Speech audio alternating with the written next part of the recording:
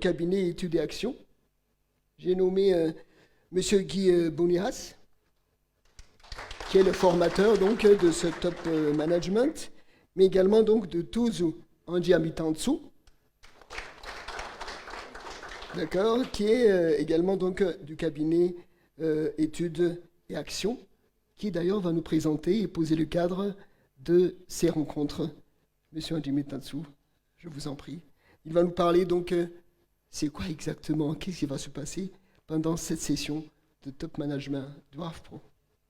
Je vous en prie.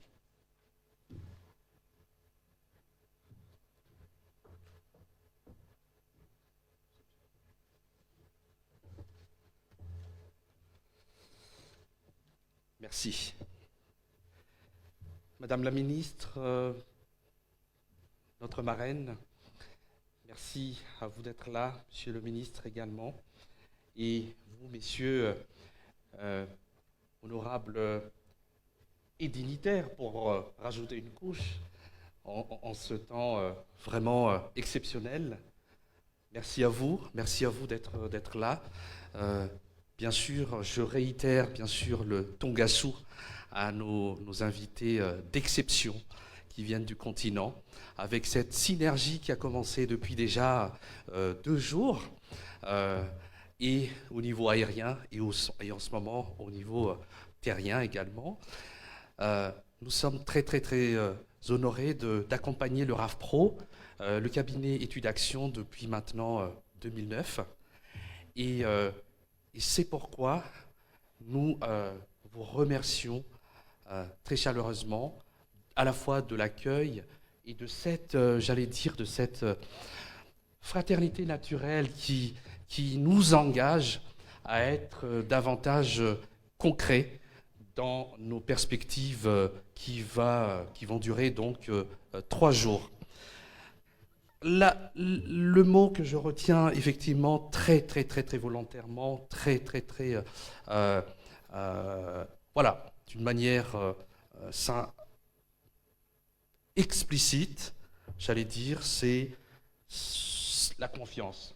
La confiance, tout à l'heure, ça a été dit, et nous, par rapport à la thématique centrale de ces 3 jours, on pense que la confiance par rapport au financement de la formation professionnelle est déjà en route, elle est en marche et elle doit être incontournable.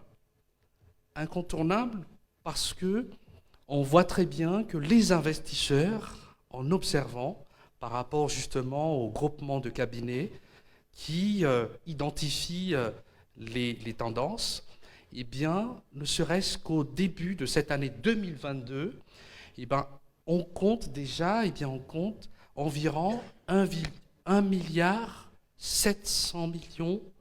de dollars l'investissement que les fonds de formation perçoivent. Ça, c'était en début d'année 2022.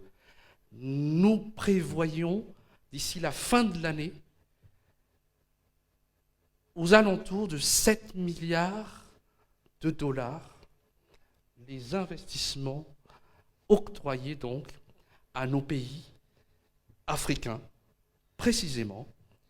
Et c'est pour cela que nous entendons faire le maximum d'efforts, on l'a dit tout à l'heure, de synergie pour sortir quelque chose de solide. Soyons effectivement ambitieux, mais en même temps, nous allons démarrer en toute simplicité. Je ne sais pas si c'est justement présenté sur les slides, mais il y a cette première journée qui va être consacrée justement au développement de l'humain, le capital humain ayant été donc vraiment identifié comme le principal facteur principal de notre développement et de notre synergie. Nous allons nous concentrer sur cette thématique pendant la première journée. On parle bien sûr d'intelligence collective. Entre guillemets, nous sommes à Madagascar. Il y a eu un côté plus ou moins spirituel, au sens, bien sûr, pragmatique du terme, au sens du travail avec cette recherche du sens, nous allons nous y mettre.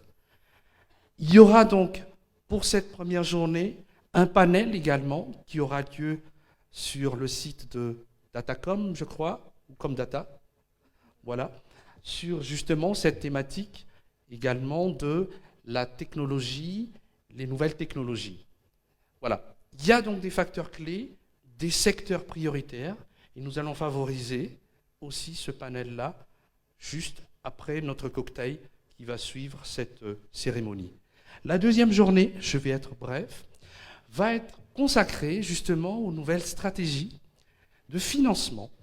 En tout cas, la recherche d'une alternative pour pouvoir financer les formations professionnelles.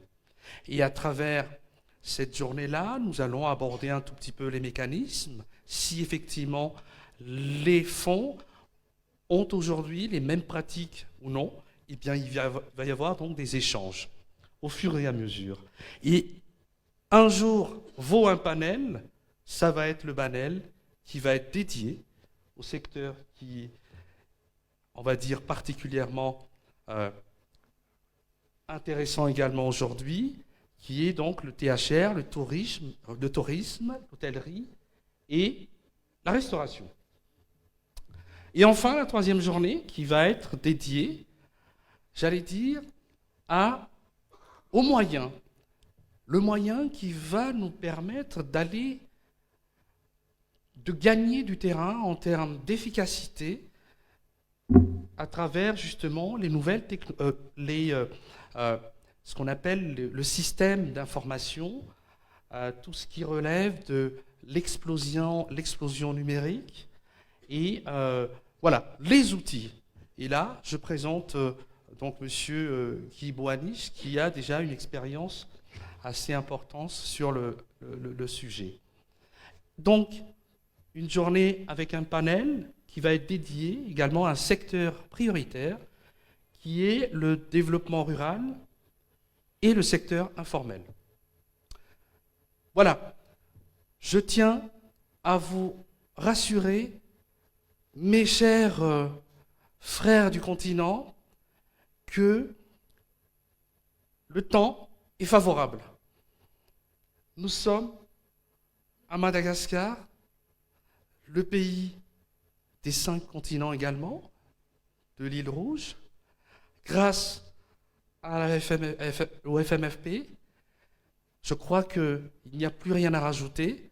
Nous allons creuser avec simplicité et, je l'espère, joie. Voilà, merci.